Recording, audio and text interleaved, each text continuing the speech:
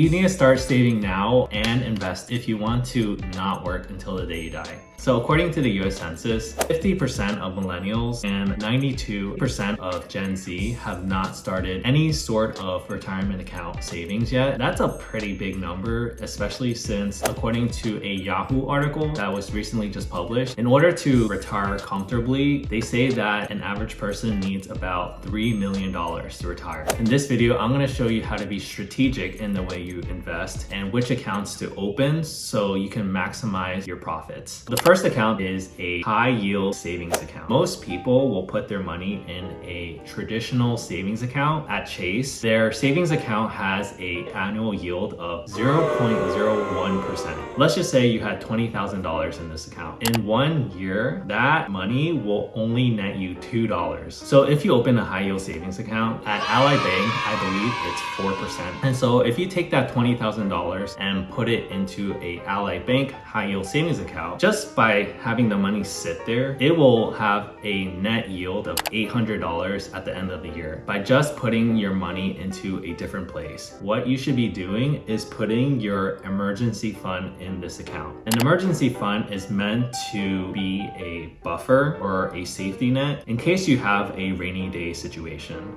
Car repair, home repair, being laid off, health expenses that you weren't expecting. This money is meant to just sit there unless it's an emergency situation. With the other 4 accounts that I'm going over later on, if you withdraw money from it, you can incur a penalty. You need that safety net account that prevents you from tapping into your other accounts that have those penalties. And so the amount of money that you should have in the high yield savings account is at least 3 to 6 months of expenses for emergencies. This money should be readily available, but there should be a clear distinction. The second account that you definitely need to open is a workplace sponsored retirement account. A 401k is the most common one. A 401k can be a traditional 401k or a Roth 401k. The money that is growing inside of this account grows tax-free.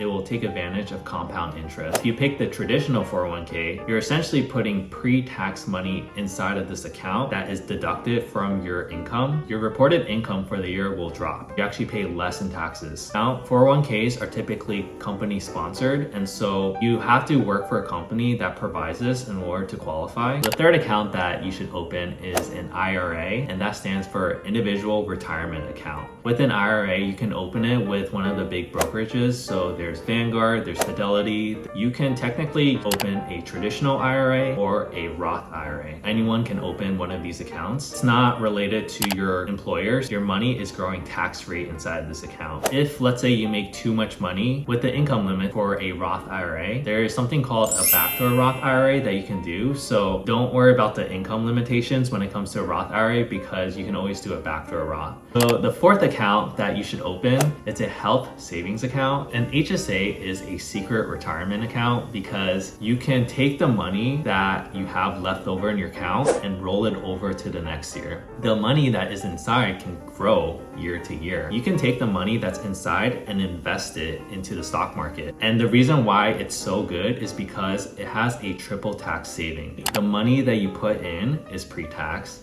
The money that grows inside of this account is also tax-free. And when you take money out of this account for health expenses only, it is also tax-free. You can actually pay out of pocket for all your health expenses now. Keep the receipt. Later on, you can withdraw all the money that you spend during your working years all at once, tax-free, up to the amount that you spent. So the reason why you have to keep the receipts is because the IRS can potentially audit you. And so you want to make sure you can prove that the expenses that you're withdrawing from this account is for qualified health expenses. So the last account that you definitely need to open is a taxable brokerage account. So basically, once you have an emergency fund, you max out your 401k, you max out your IRA, max out your HSA. If you still have money left over, put that money inside of a taxable brokerage account. With these accounts, you can invest that money into the stock market. You are taking advantage of compound interest, and you're also shielding yourself from inflation. Because if you're just letting your money sit in a checkings account, inflation will actually eat away at the money year by year. It doesn't have any tax benefits like the previous accounts, but it does have benefits where you can put unlimited money in there. There's no penalties when withdrawing, and there's more freedom to choose what you can invest in because it's not limited by your employer. All in all, be smart in where you invest, not just the active investing. Let compound interest do its work. The longer it's in the market, the higher yield that you'll get. And then the last thing is make sure you always have that 6-month emergency fund ready to go in case anything ever happens. So if you enjoyed this video, please do me a favor and like this video so it can reach more people. If you have friends that you know that have not started their retirement savings, make sure you tell them about this video so they can also learn and take advantage of these 5 accounts. If you like personal finance type videos, subscribe to my channel. I plan on making more of these videos. If you're into skincare, you can watch my last video. Happy to answer any questions. If you have any, just leave a comment in this video. Wow. Okay, bye.